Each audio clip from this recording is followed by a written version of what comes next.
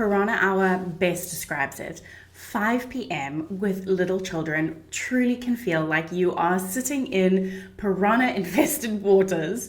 This time in the kind of transition from late afternoon into the evening routine is notoriously difficult with young children. From meltdowns to picky eating to bath time battles, it can be a lot to navigate. Today we're going to be talking about 3 ways we can gently support our children towards more peaceful evenings. As an occupational therapist, when parents come to me and speak to me about, difficult times that they're having with children or a certain period of the day that seems a lot harder than other periods, the first thing I always recommend is to look back on our children's milestones. I know these often seem like the thing that just the doctors need to know about or just the therapists, but actually as parents, these can be really empowering for us to kind of understand where our children are developmentally, what's going to be coming in the future, what was behind, and to have just a more holistic picture of what is developmentally appropriate to expect from them. So I have a list of developmental milestones across every area of child development, which is linked below. You can come and download that for free. But let's get back into the topic of this Piranha Hour, the witching hour, that nighttime transition time that can be just so difficult. So why is it so hard for children? The first thing is because over the day, we talk here a lot about sensory cups and like this idea of our children experiencing their sensory world, everything that is around them and that comes in a lot differently to how we experience it, because they still have an immature nervous system, they're still developing, they're still growing. So sometimes it can feel like you get to the end of the day and they've had, all the fun and excitement of the day just building up. And that 5 o'clock time is kind of where their cup starts peaking. And you might see this in your children as becoming like really drowsy and tired and maybe a bit grumpy. You might see it in terms of them being very clingy and wanting to, that typical picture of like mom trying to cook with the child hanging on her knee is, it's typical because it does happen in so many homes. So it might be clinginess that you're seeing.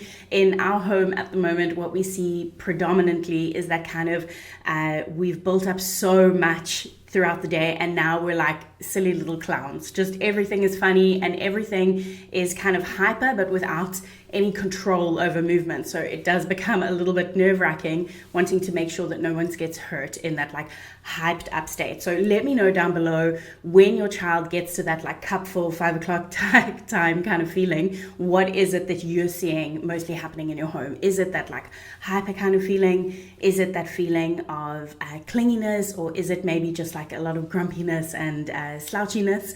Each of them has its own challenges, but some of the things that predominantly do happen here are these like meltdowns that are happening in the evenings. We're having difficulty feeding them with things that they really like and normally eat. Somehow eating can become a bit more challenging, and bath time is often really challenging as well. And I have a video all about bath time that I'll link above, so you can go and check that out if that specifically is something that you're struggling with. The other thing that happens during this time is that there's a lot of movement and a lot of kind of transitions that need to be happening, right? So you're going from whatever your afternoon kind of rhythm and flow and routine is, maybe that's an activity, maybe that's reading time, whatever it is, you're transitioning out of that into eating time. And then from eating time, you're transitioning to maybe bath time, teeth brushing time, getting dressed, putting on pajamas, getting into bed, reading. There's a lot of like little micro transitions, even if you're not necessarily leaving the house. There's a lot of micro transitions that are happening and a lot of flow that's going on in the evening. And because our children, especially our younger toddlers, are really establishing a mental picture of what to expect. So when things are still new, or when there's many things that they need to kind of picture, it can be a little bit overwhelming for them.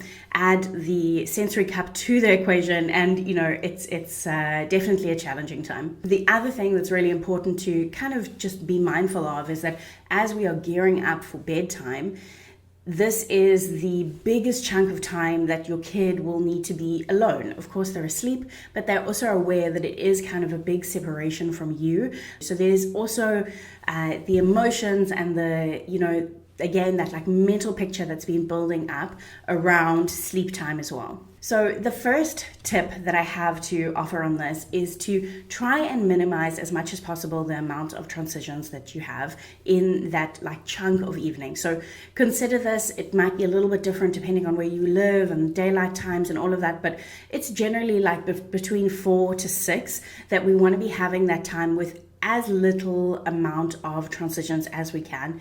I know it's so tempting to feel like if you have that 30 minutes before you need to start making dinner, let's go out, let's like use this time, it's the best time to go for walks, and it's really tempting to try and pack things in there, maybe to go to the grocery store or whatever it be to fill that time. But what we so often see happening is that is just like the hair that broke the camel's back. It just adds too much to the already full time of transitions. So if you can, move those things to earlier in the day and try and keep that time as kind of smooth as possible. If you are finding that you have like this kind of weird chunk of time, like maybe 15 to 30 minutes before you need to be making dinner and before everything starts, that you do want to be engaging your child in, because there's also that thing of them being bored and then you need to cook, so that's the time that they need to play independently. I really understand that. So try and take that time, if you have that like bubble of time, and use it for something that is quite like deeply engaging for our children, because that does set them up for a bit of a better like mental flow state to go into all those transitions. So things like Play-Doh, sensory bins. If you have a child that's moving through like a play schema that they're really interested in movement, you might want to put like some car ramps out, or maybe even if you have a swing at your home, let them have some time for swinging. So just use that chunk of time at something that's pretty low key, but something that does kind of involve them, and that they're not being like a passive spectator while you do something during that like get into the transition time. The other thing that I love to do, this has been, just so transformational for our family, is to have a ritual of gathering. Now, you can use this in actually every single time of transitions for your house. It's something we use a lot in therapy, like something to open therapy time and to close it, especially when you have like a whole family that is needing to come together for, say, mealtime. It's so great to put something into that time that will kind of gather everyone in. So that this might be something as simple as lighting a candle. We had a season where we did this every night and my children just loved it. We switched off all the lights, we put some candles that were there on the table ready for us, and we would light them, and everyone knew that, lights go down, children come to the table, and that's where we have that easy transition into mealtime.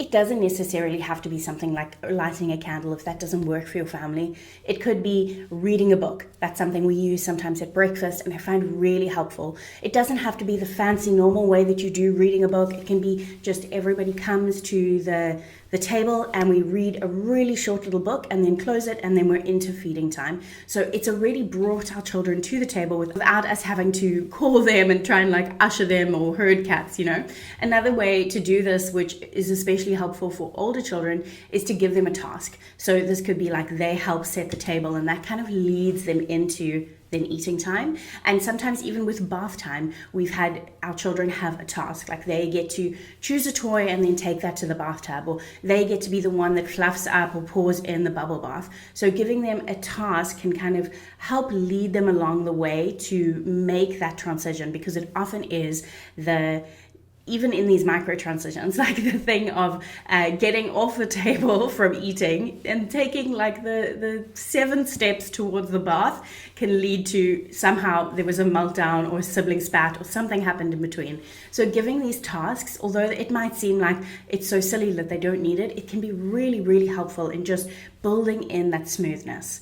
If you've ever done a ritual of gathering, I'd love to hear about it, so let me know down in the comment box. The third tip is to hold your course of action. Now, as a mom, I can say like so many times, we've gotten to the point where the evening feels like chaos, the food is burnt and half of it is uncooked, and it just feels like that's it, calling it quits, we're going for pizza, and that's going to be our evening. But often what happens is that just brings in more drama and more crying and more stress. So hold your course. Even if one child has a tantrum and the other child is still eating, even if there's a meltdown on the way to the bath, hold your course. Maybe for you, it's not that feeling of wanting to just, call it quits on the food and go for pizza. Maybe it's that pull that we all experience from our phones, just calling us to sit down, have a 2-minute break while we scroll on social media. But we all know that the moment that we do that, a brother hits a sister, milk is spilled, something more happens. So as much as possible, like, take this as these are your muscles that you are building, and just try and stay on course. The more that we do a ritual, the more that our children become accustomed to it, and it creates like that safe hug, that safe boundary, that safe wall that they can know what to expect. So especially in the beginning, if you're just new to putting in like a kind of routine and ritual, hold your course. It will work in the end. This is a really powerful strategy for supporting our children in their behavior, in their sensory integration and development, and just supporting that like very, very powerful thing of family time. Now, as we said, if bath time specifically is something that is really difficult in your home, this could be for a number of reasons, and we talk about each of these and how to help them in this video that's on your screen now. It's all about bath time battles, so I will see you over there.